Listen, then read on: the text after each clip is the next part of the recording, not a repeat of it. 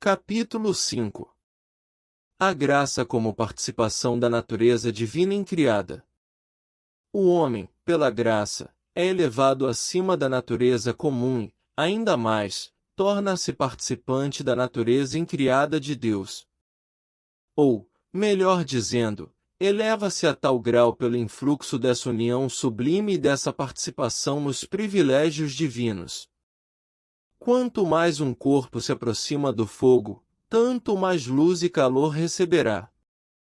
São Pedro escreve: as promessas grandes e preciosas que Deus nos fez em Jesus Cristo devem tornar-nos participantes da natureza divina, isto é, os privilégios divinos vêm, na medida do possível, ser participados por nossa natureza. Com base neste texto, os padres da Igreja ensinam unanimemente sobre essa união com Deus. Os santos sentiam-se incapazes de expressar, como desejariam, a excelsitude deste domingo. São Dionísio escreve: a santidade ou a graça santificante é um bem divino, uma inefável imitação da divindade e da bondade, em razão da qual, por um nascimento sobre-humano, ocupamos uma ordem divina. São Máximo, o confessor, diz: a divindade nos é dada quando a graça penetra nossa natureza com sua luz celestial e, pela glória, essa mesma graça nos eleva acima de si própria. Estes teólogos e a maioria dos outros padres, como São Tomás, ensinam que a graça, por assim dizer, nos diviniza. Esse é o sentido que atribuem às palavras do Salvador: disse: sois deuses e filhas do Altíssimo. Em uma palavra, a graça nos transporta até ao trono que somente Deus ocupa por sua natureza. Quando nos detemos entre a variedade das criaturas, vemos que cada uma se diferencia por sua natureza, umas mais perfeitas que as outras, formando todas, em conjunto, uma escala harmonicamente graduada, no topo da qual somente Deus ocupa um lugar transcendente. Há corpos que existem, mas não possuem vida, são as pedras e os metais; outros têm certa vida, são as plantas, que se desenvolvem por si mesmas graças às suas raízes, produzindo flores e frutos; os animais, além disso, gozam de sensibilidade e movimento; e finalmente o homem, dotado de razão, mediante a qual pode conhecer e amar seres desprovidos de corpo.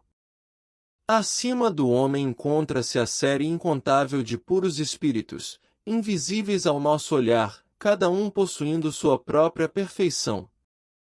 Em um ponto infinitamente mais elevado, situa-se a natureza divina; criatura alguma se lhe assemelha em espiritualidade, nenhuma delas dispõe, em si, de capacidade para contemplar a Deus tal qual é, nem de nele submergir-se pelo amor. Comparadas ao Sol divino, as outras naturezas não passam de trevas, incapazes mesmo de refletir naturalmente a perfeição divina. Esta natureza divina, pelo infinito poder de sua caridade, atrai a nossa, adota-a em seu seio, pela graça, submergindo-a em si, como o ferro se submerge no fogo. Pertencemos, então, à raça de Deus, assim como a palmeira pertence ao reino vegetal e o leão ao reino animal.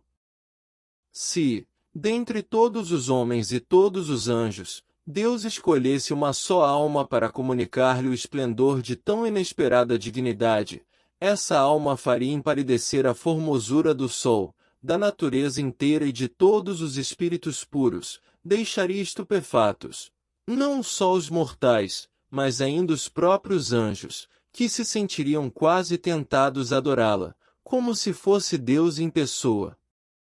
Como é possível darmos tão pouco valor a esse bem, dispensado a nós com tanta prodigalidade? Será porque nossa ingratidão aumenta na medida em que Deus deseja ser generoso para conosco? Por amor próprio, não poupamos dinheiro nem esforços para nos aproximarmos dos grandes, e desprezamos a intimidade com Deus. Nem consideramos, sem dúvida, dolorosa perda e incurável ferida, ver-nos privados, pelo pecado mortal, da companhia de Deus, e mais ainda, não pertencermos à sua raça, expulsos de sua família. Na verdade, Deus mesmo despreza aquele que despreza a união com sua bondade, com sua divindade. Semelhante homem torna-se inimigo de sua honra, de sua razão, de si próprio e de Deus.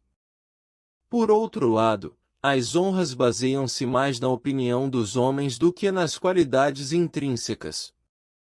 Pode a vontade de um rei fazer com que alguém ocupe o posto mais ambicionado, sem que tenha, para isso, aptidão ou dignidade. Quando a graça nos comunica a dignidade divina, não somente nos confere o nome, mas também a perfeição divina, pois, conforme os teólogos, faz com que nossa alma sobrenaturalmente se assemelhe a Deus. Segundo São Cirilo de Alexandria, somos participantes da natureza divina, pela união com o Filho e o Espírito Santo, não só de nome, mas na realidade. Aqueles que creram são semelhantes a Deus, pois foram revestidos de uma beleza que sobrepuja a de qualquer criatura. Cristo formou-se em nós de um modo inefável, não como uma criatura em outra, mas como Deus em uma natureza criada, transformando, pelo Espírito, a criação, isto é, a nós mesmos, a uma dignidade sobrenatural. São Tomás observa que, em Deus, a essência e a substância divina tornam-se na alma, pela graça, participantes da caridade divina, atuando como qualidade acrescentada à sua natureza. Os padres aplicam diversas imagens a este mistério. Santo Atanásio compara a divindade ao âmbar ou bálsamo, que comunica sua suavidade aos objetos por ele tocados, ou ainda ao selo que, na cera mole, deixa gravada a sua imagem. São Gregório Nazianzeno diz que nossa natureza se une intimamente a Deus pela graça e participa de suas propriedades, como uma gota de água, lançada em um vaso de vinho, é absorvida por ele, tomando sua cor, seu cheiro e seu sabor. São Tomás, seguindo Santo Basílio, evoca-nos a imagem do ferro, rígido, frio e informe, mas ardente, luminoso e flexível quando colocado junto ao fogo e por ele penetrado. Nota-se, porém, que nem por isso perde sua essência.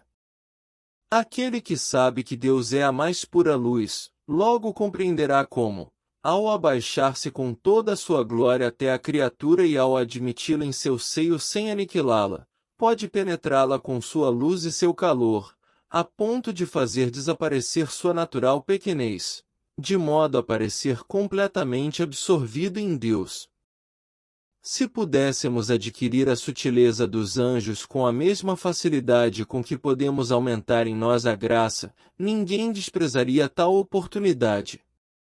A sutileza dos anjos? Que digo? Invejamos até a agilidade dos seres inferiores. Certamente, imediatamente nos apossaríamos, se dependesse de nós, da ligeireza da corça, da força do leão, do voo das águias, etc. Que vergonha! Ao nosso alcance estão os esplendores da natureza divina, enobrecem-nos, elevam-nos a uma infinita altura. E, no entanto, tudo isso consegue realizar-se apenas com um pequenino esforço. O que é feito de nossa razão?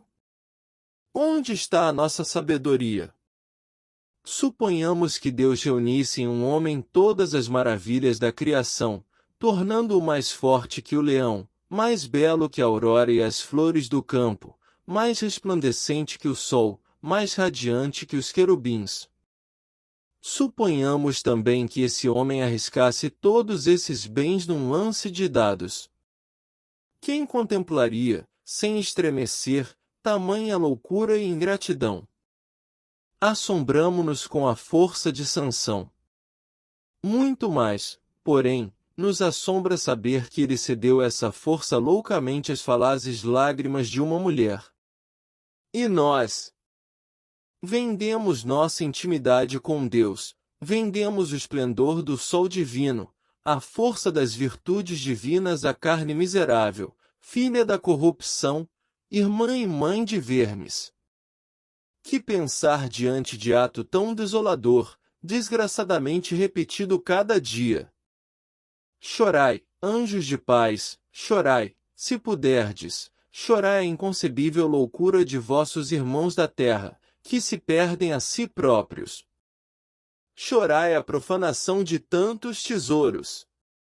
Aqueles, entretanto, que têm os olhos puros e a alma sã, guardam com honra sua dignidade, estão na obrigação de amar, com todas as fibras do coração, seu Pai, o Pai das luzes. Se os planetas pudessem conhecer sua beleza, mostrar-se-iam, por certo, sumamente agradecidos ao Sol, pois, graças à luz dele recebida, se converteram em sua resplandecente imagem. Um príncipe confessa amor a seus antepassados, um filho ao seu pai, cada qual ao seu semelhante. Não seria já motivo suficiente para nos elevarmos da terra a Deus o sentimento de parentesco e semelhança que descrevemos?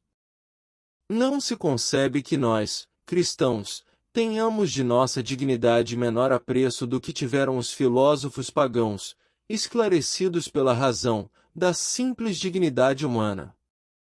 Para eles, o homem constituía uma maravilha, a medula, o coração do mundo, o rei da criação. Se à luz da razão o homem aparecia tão grandioso, o que dizer à luz da fé?